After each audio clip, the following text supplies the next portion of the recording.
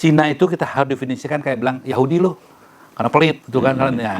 Nah, Cina itu mereka yang serakah di bidang ekonomi. Biarpun kulitnya coklat ya Cina itu menurut saya. Setuju. Jadi Cina itu harus jadikan idiom saja, bukan genetik dan segala macam itu nggak usah. Orang miskin ribut-ribut ya kan, berantem.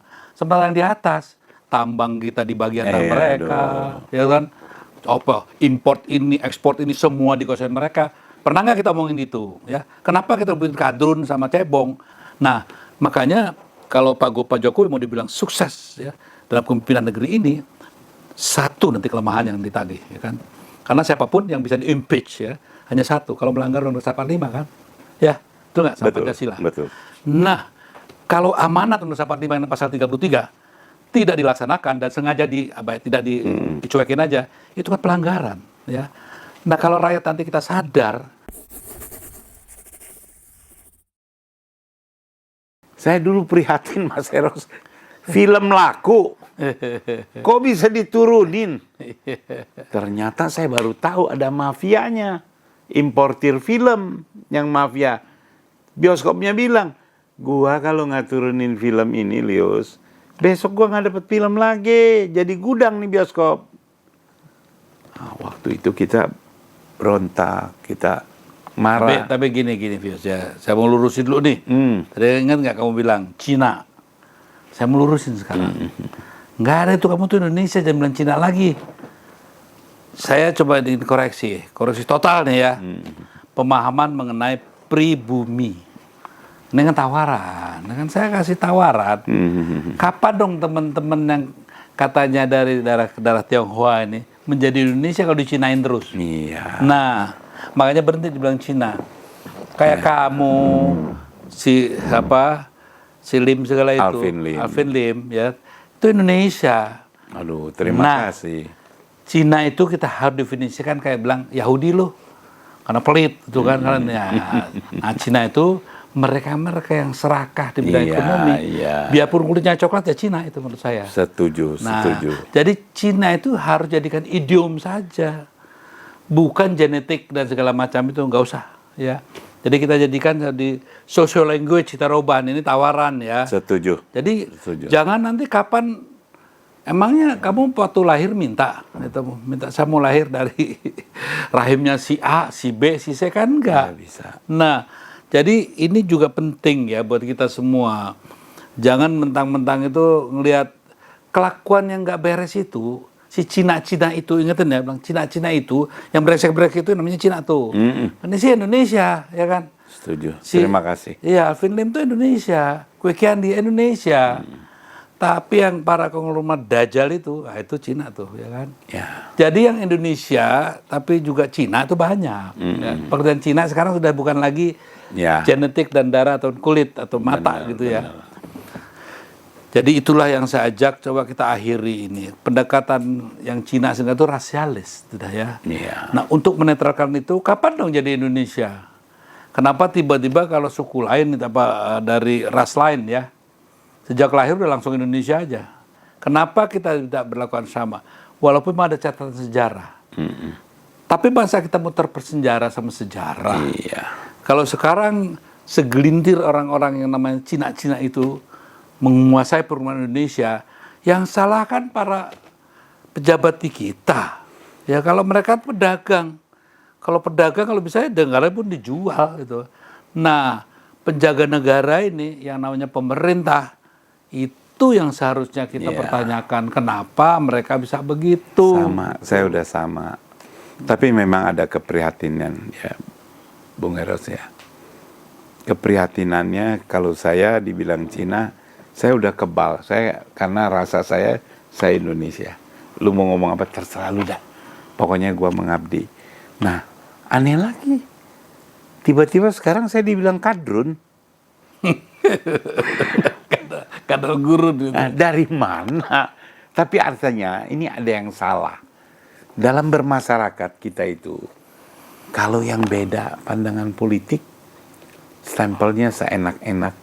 Dan maki-makinya bukan gini, kita kan gini loh, kita kan belajar dari sejarah, nggak usah bingung, ini gampang kok menandainya. Kita ini emang disuruh ribut terus, supaya biar kalau rakyat di bawah ribut, bagi-bagi kue di atas tuh nggak kelihatan, nggak tersinggung. Jadi kepada rakyat Indonesia, jangan mau dipecah-pecah jadi kadrun sama cebong, dan kita selalu berhadapan orang miskin ribut-ribut ya kan, berantem. Sementara yang di atas, tambang kita di bagian mereka, ya kan, apa import ini, ekspor ini semua dikuasain mereka. Pernah nggak kita omongin gitu, ya? Kenapa kita lebih kadrun sama cebong? Tanya dong. Pasal 33 Undang-Undang Dasar 45 pernah nggak dijalankan? Betul. Mana hak kita sebagai rakyat menikmati kekayaan negeri ini? Betul. Itu dong, jangan aduh kadrun cebong mau lagi digituin. Dan kita ini mau lagi diadu domba.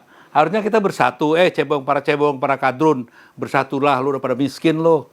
Mau juga diadu domba kan bego, ya kan? Coba bersatu, kita balik. Hehehe. Kok Indonesia, kekayaan negeri ini hanya dibagi nggak lebih dari 25 orang. Mau tahu siapa-siapa? Nah tolong baca tuh 100 orang terkaya Indonesia. Jadi bukan pengertiannya itu pendekatannya rasis, tidak, ya kan?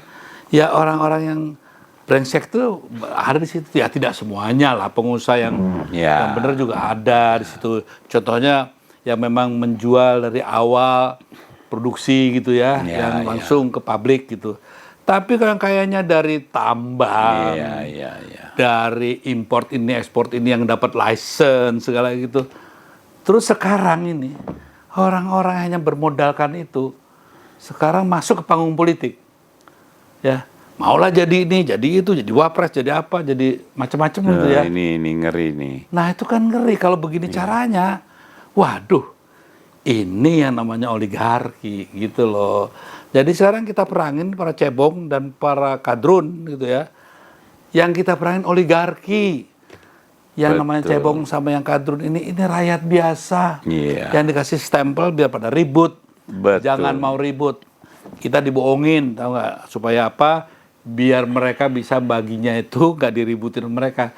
Gimana kalau keributan ini ya, ribut tenaga kita dan pikiran kita yang ribut-ributnya kita alihkan untuk mempersoalkan oligarki, gitu ya. Nanti juga nih 2024 suruh milih presiden, tunggu dulu gitu. Kita suruh milih presiden, nanti presidennya juga tiba-tiba cuma bonekanya oligarki, ya nggak mau dong. Kita tanya nih. Nah sekarang para kadrun dan para cebong, ayo kita bersatu nanya nih, Bapak kalau menjadi presiden berani nggak nih bubarin kerajaan oligarki? Nah itu baru keren. Ya kalau dikit ini dibilang kadrun gitu.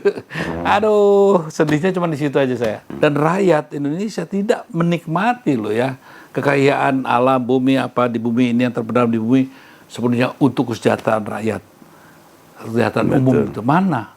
Nah makanya kalau Pak Jokowi mau dibilang sukses ya dalam kepemimpinan negeri ini, satu nanti kelemahan yang ditagih, ya kan? Karena siapapun yang bisa di-impeach ya hanya satu, kalau melanggar Undang-Undang 45 kan, ya, betul nggak? Sama Pancasila. Betul. Nah, kalau amanat Undang-Undang 45 yang pasal 33 tidak dilaksanakan dan sengaja tidak dicuekin aja, itu kan pelanggaran, ya. Nah, kalau rakyat nanti kita sadar tidak diributin sama kadrun sama cebong, bahwa yang lebih penting tuh bagaimana nih masalah itu ya yang jadi persoalan pentingnya. Jadi kita berhentilah ribut-ribut soal cebong ini, tapi nah tadi yang pertanyakan katanya kekayaan bumi negeri ini untuk kita. Mana? Kok dikasihkan ke PT ini? Tanah contohnya juga ya. Yang katanya Indonesia tanah airku. Tanahnya siapa, airnya siapa, ya kan? Betul. Jadi itu yang harus jadikan perhatian rakyat. Betul. Jadi siapapun yang mengadu domba gitu ya. Nah, sebaliknya juga pada teman-teman yang berbeda agama gitu ya. Cobalah ya. Kita nih rakyat biasa, udah miskinnya sudah nyata gitu ya. Kok masih mau diadu-adu gitu kan. Nah, itu yang saya juga prihatin. Tugas kita nih ya, Dios ya. Ayo kita lakukan penyadaran bahwa hati-hati, kita ini memang disengaja untuk ribut ini biar bisa dijajah terus-menerus oleh kaum para oligark ini. Itu Tius, makanya kita nggak usah romantis lagi deh, bertanya lagi, kok bisa begini, emang dibikin begini, makanya kita harus lawan. Setuju. Ini Mas, ini sayangnya ya, istana nih lebih demen dengerin kelompok yang buzzer, yang tukang puji-puji Pak Jokowi. Itu gampang tuh buzzer ke istana ketemu Jokowi, gampang. Ketimbang nih orang-orang yang mau kasih pandangan, niatnya baik, sayang Jokowi, kita respect. Gini deh, coba buzzer juga, itu kan teman-teman kita juga. Nah iya. Apa sih yang dikenal sebagai buzzer konon ya, buzzer dicap loh ya, saya bilang dicap. Itu si Armando, Denny JA, terus apa lagi tuh yang rada kayak NU gitu selalu yang apa namanya lupa saya ya. Ya teman semua lah. Tapi gini lah, saya minta kepada teman-teman saya juga, junior kita juga, cobalah berhentilah. Kenapa selalu memperuncing sih? Setuju. Memperuncing permusuhan antara kadrun dan cebong, selalu diperuncing. Maunya apa, ya kan? Cobalah bersadarlah. Kembalilah ke jalan yang benar, bertobatlah gitu ya. Jangan gitulah. Coba kita berikan pemahaman ya, pemahaman ke depan. Apa yang terbaik buat Indonesia. Top. Berikan juga contohnya gini, rakyat suruh milih ini, milih figur ini, figur itu, figur ana, itu kan. Pernah nggak kita dengar si figur-figur yang katanya dicalonkan nih, programnya apa sih ke depan? Belum tahu kok, ya. Cuma didesak sampai rakyat tuh ribut, saya memilih yang ini. Mending tahu programnya apa.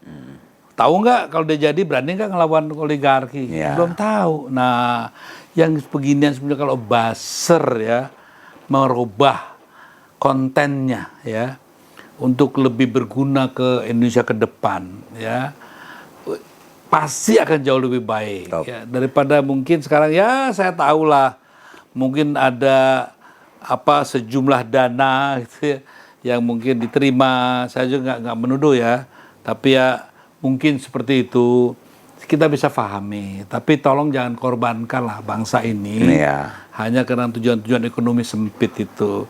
Saya yakin kok, saya kenal kok yang dituduh buzzer-buzzer itu, mereka orang terdidik kok ya, terdidik.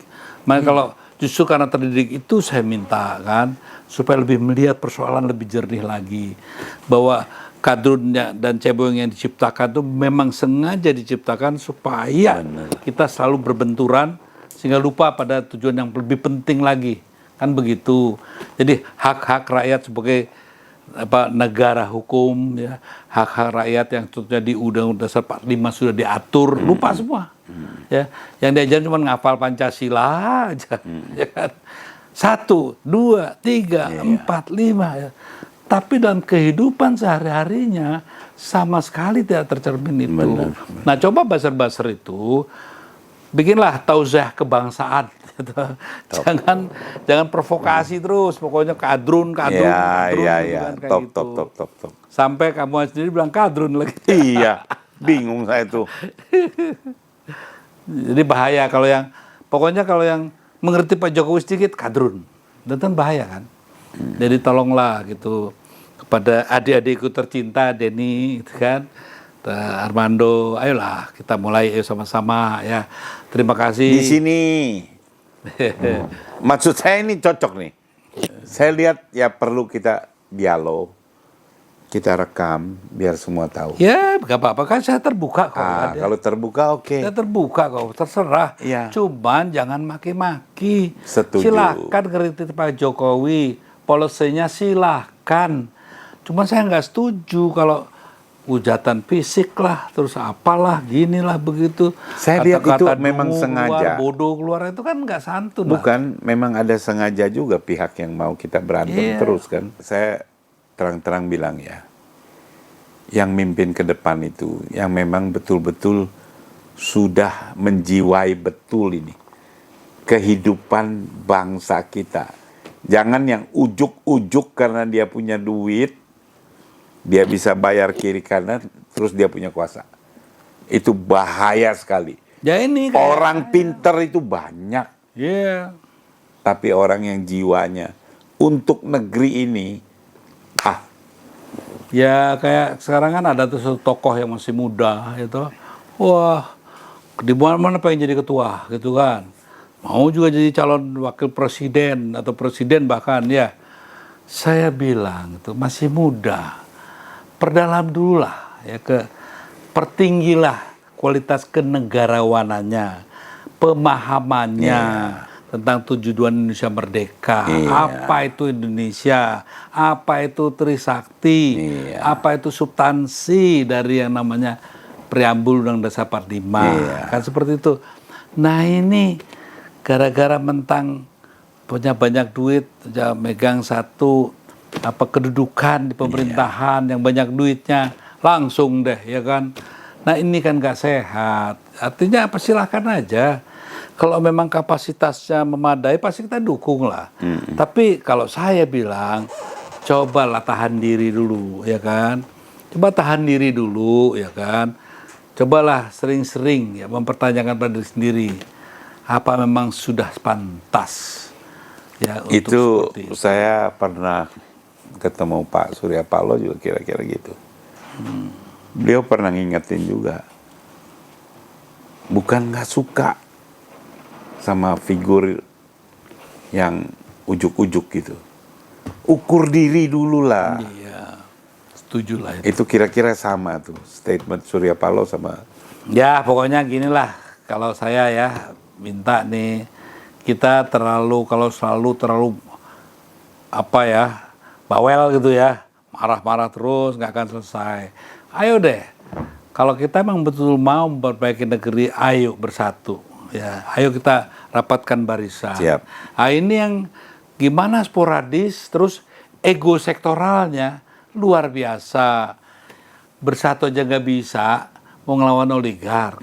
Mereka bersatu loh, ya kan? Pura-puranya berantem. Ya.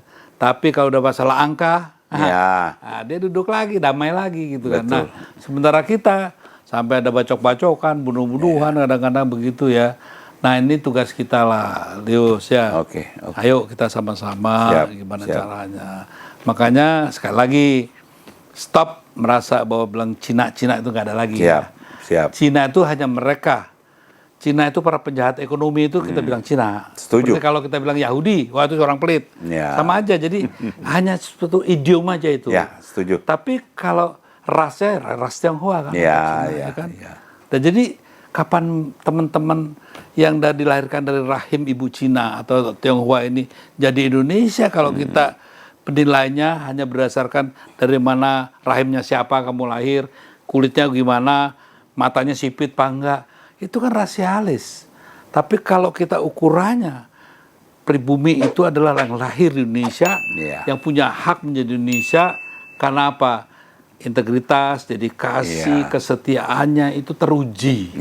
Ya nggak ada itu yang namanya Cina lagi. Yang ada di Indonesia. Jadi Lius adalah Indonesia. Terima kasih. Alvin Lim Indonesia. Kuit Ganggi Indonesia. Terima kasih. Perkara namanya Kuit Ganggi ya nggak apa-apa, bapaknya ngasih kan. Nah itulah saya minta kepada teman-teman kita juga, saya yang dilahirkan bukan sebagai etnis Tionghoa gitu, nggak usah merasa lebih hebat lah gitu. Begitu juga teman-teman di etnis Tionghoa gitu ya. Jangan mau dikelompokkan, kalian juga banyak yang susah. Saya tahu di Cingkawang tuh ya kan, banyak itu yang teman-teman kita yang etnis dari Tionghoa tuh melaratnya luar biasa. Hanya segelintir orang, nggak sampai 0,01% dari kalian itu yang kembali pengeruk kekayaan Indonesia. Kira begitulah. Jadi kita kampanye sekarang. Cocok. Terima kasih para pemirsa. Saya ngucapin terima kasih banyak kepada rakyat Indonesia. Perayaan Imlek sudah boleh bebas. Ini nggak lepas dari pemerintahan Ibu Megawati dan Abdurrahman Wahid. Abdurrahman Wahid, Ibu Megawati, juga Pak Habibie. Istilah pribumi non pribumi itu Pak Habibie yang hapus. Dan lebih hebat lagi, ada orang seperti Bung Eros kasih statement yang menyejukkan. Jadi tinggal kita orang Tionghoa berbuatlah untuk negeri. Saya optimis karena tiba-tiba saya ketemu ada orang model Alvin Lim juga. Walaupun salah, sangat Indonesia. Ya, jadi kita teruslah, jangan pernah lelah membangun negeri Indonesia. Terima kasih. Saya izin Bung Eros, besok-besok kita boleh lagi di sini. Silakan. Kita panggil Kalau untuk kebaikan silakan. orang-orang yang sepaham. Bukan hanya protes, tapi kita mau negeri ini maju. Terima kasih, Oke. Bung Eros. Sama-sama.